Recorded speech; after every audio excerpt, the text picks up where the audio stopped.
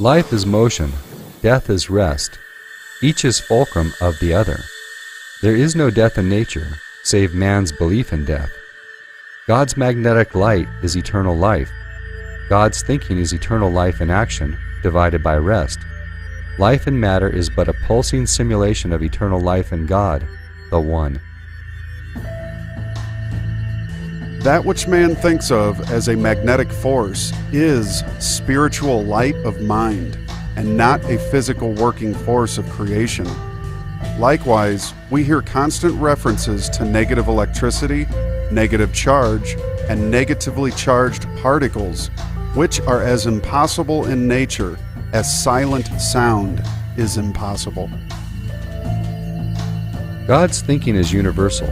His actions spring from his thinking, therefore God's actions are universal. Thoughts do not take place just here or there where they begin. They are everywhere, and their beginning and ending are one. Actions, likewise, are as omnipresent as their source in mind thinking. That which happens anywhere happens everywhere in this universe of naught but mind extension.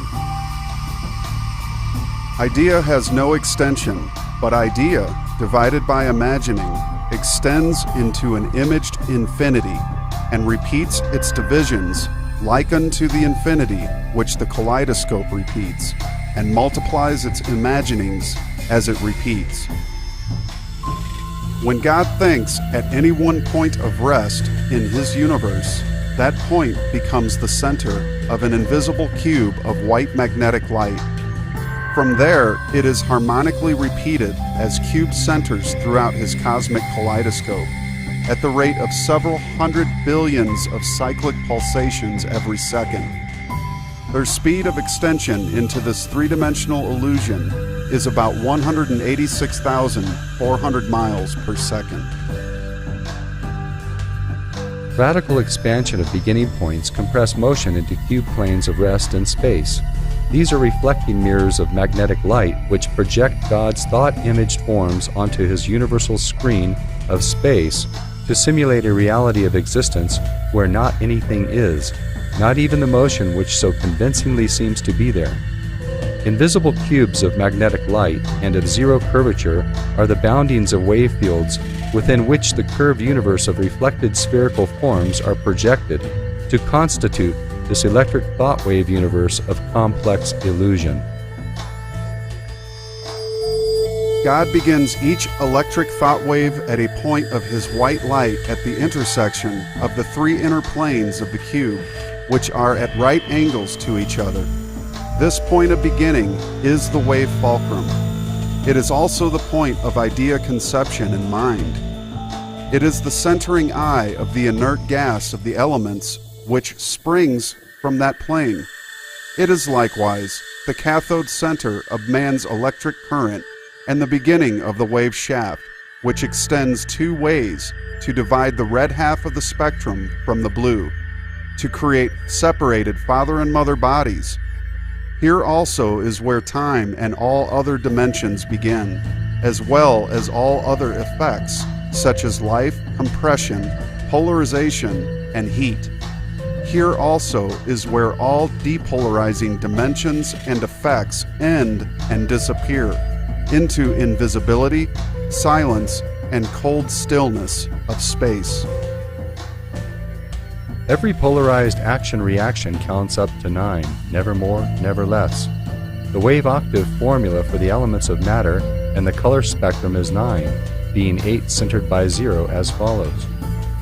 The total count of equators is 9. The 8 corners of the cube and its centering 0 equal 9. The 8 sections of the divided cube, centered by 0, are also 9. The zeros upon each of the 9 equators total 9, being 8 centered by 0. God's magnetic cube is 3 multiplied by 3. Its planes of 0 curvature are 9, and its boundary angles are the 8 corners and the centering 1 of the fulcrum source. Cube wave fields are the 9 mirrors of magnetic light which project dimensioned and conditioned forms to all the universe, from one wave field to another throughout all creation. In this manner, God's curved universe of curved directions and curved cellular forms appear upon his cosmic screen for an interval to simulate the many and the complex, and then disappear into his oneness to rest for an interval between thought pulsation frequencies. Thus, the cube, which is the oneness of all form, is imaged as the sphere in God's imaged universe. The cube and the sphere are one. The sphere is an incandescent cube, and the cube is a frozen sphere. The planes of the cube are 9, and their projections into the spectrum of the incandescent sphere are 9. The invisible universe is in absolute control of the visible. The invisible universe dominates and controls all motion by magnetic division into cube wave fields of zero curvature, beyond which no moving thing can pass. It can, however, repeat itself in neighboring wave fields, but always in reverse, as mirrors reverse. The geometry of the zero universe is based upon the cube and cube sections. Their planes are of zero curvature, and they reflect their forms in matter in crystal structures, which are the only forms of zero curvature in nature. All motion in all the electric universe is curved. The curved universe of matured form is based upon the sphere. The sphere is a compressed cube. The sphere is a series of true circles no matter where it may be divided into sections by cutting through it in one plane anywhere. All motion is equally compressed in respect to gravity. Therefore, all motion is in true gravity-centered circles, which multiply into spheres and again divide into true circles. The source of energy which creates true circles is at their very center. The source of all energy is the Creator. All motion of every nature, whether of thought or action, spins in true circular control around the omnipotent Creator of that motion, and in planes of 90 degrees from a shaft of any extension of motion. Gravity controls the moving universe, but man has never known, nor even suspected, that his own immortality and gravity are one in their centering of his sensed body. Nor has he ever known that gravity extends to a shaft as his body extends from thought ring planes to mass, and as equators divide to become pairs and unite to lose their division. These things man must know together with the omnipresence of gravity, which but seems to the senses to extend into shafts made up of many points, which are all one.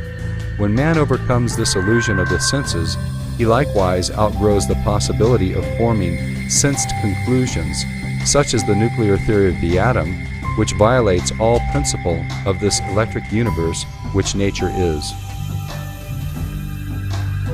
That which cannot be sensed in invisible space is yet to be dynamically known. The mystery of the crystal and its cleavages, which divides crystals into units, lies within the knowledge of space geometry, which can be scientifically organized into mind visibility, as bodies in motion can be scientifically organized into sense visibility. There is nothing in nature which the senses can feel that the mind cannot know.